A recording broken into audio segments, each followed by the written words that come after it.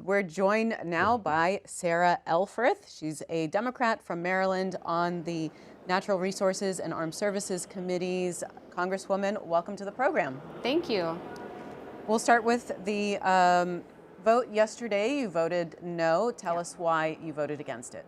Yeah, so I represent Maryland's 3rd Congressional District, which is home to about 44,000 direct federal employees and 2 or 3 times that in contractors who are impacted by the everyday decisions coming out of DOGE in this White House.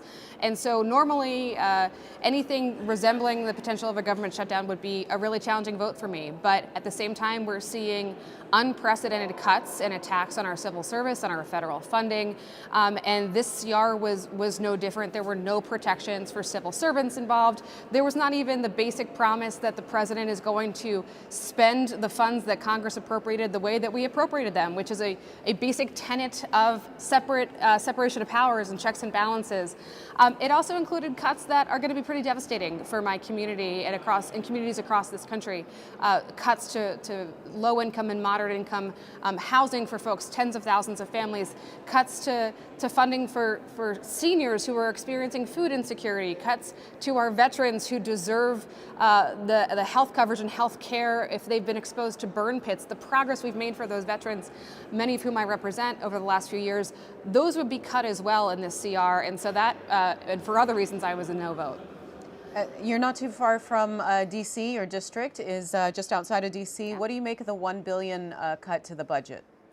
Again, I don't see any strategy here. I don't understand what the plan is besides to cut really essential services to many of my constituents and many Americans. And at the same time, we're seeing unprecedented attacks and cuts to our civil servants who are responsible for delivering those services. So it's been a rough couple of weeks.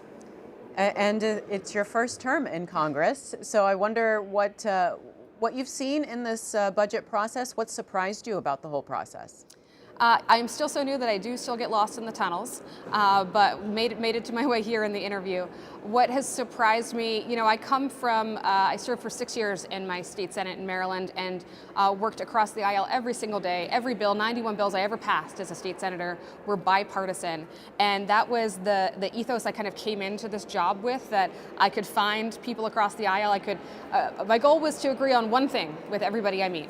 And I spend a lot of my time working across the aisle. You'll see me, for folks who watch C-SPAN, you're going to see me across the aisle every day. And I've actually had some success, not on the budget side, but I've had success. I filed my first bill yesterday, which is the first bipartisan response to some of these issues that we're seeing come out of DOGE, focused on the probationary employees who were summarily fired, many of them on Valentine's Day.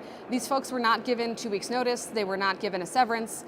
They were cut off from their emails, even when Elon Musk has admitted mistakes were made in firing folks who are responsible for the security of our nuclear arsenal, folks who are fighting the spread of Ebola across the nation, the world, folks who are responsible for studying and mitigating avian flu that's impacting so many farms and our egg prices. So when mistakes have been made and when courts have reinstated probationary employees who did nothing wrong, let's be clear, many had stellar performance reviews. They just, as probationary employees, new hires or people newly promoted, they had fewer rights than other employees. And so they were, I guess, supposed to be weaker than others.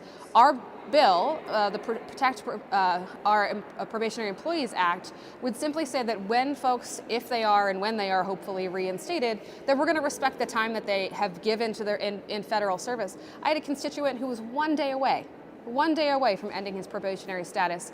And if he chooses to continue his public service, if he's reinstated, he deserves for the federal government to respect that time. And so this is a long way of saying I'm going to stay as optimistic and as focused on protecting my constituents as I can. I'm going to find allies. I'm grateful to the 3 Republican allies I have found on this issue. Every day I'm fighting to find more because it impacts everybody's districts, and it's just the right thing to do. So Congresswoman, yeah. Would this legislation help those that have already been laid off? Would it help them get reinstated? It does not help them get reinstated. There are the good news is that many of actions are occurring in our courts, and courts are reinstating folks. And again, Elon Musk has admitted that mistakes were made and people are being reinstated that way. People are appealing these cases, and so if they even choose to come back into federal service, this bill simply says that we're going to respect the time that they earned and that we're not going to make them start their clocks over again.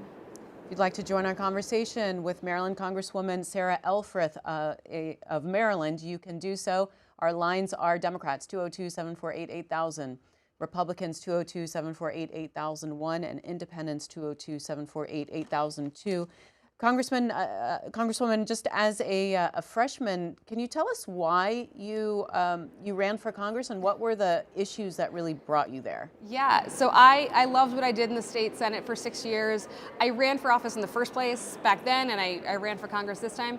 It's really kind of simple and slightly boring. I wanted to be of service. I wanted to help people and solve problems. You know, people call our office, particularly in the last couple of weeks, when they're having their hardest days. And we are in a position more so than anybody else to at least try to endeavor to support people on their hardest days. And I love solving problems. We realized that there was no federal protection in law for these probationary employees to respect their time. It's a simple fix. Again, it's a bipartisan fix. It's that kind of stuff, particularly when I'm in the minority and I need Republican support for anything I want to do or achieve or protect my constituents from. That's what I'm focused on. That's why I ran.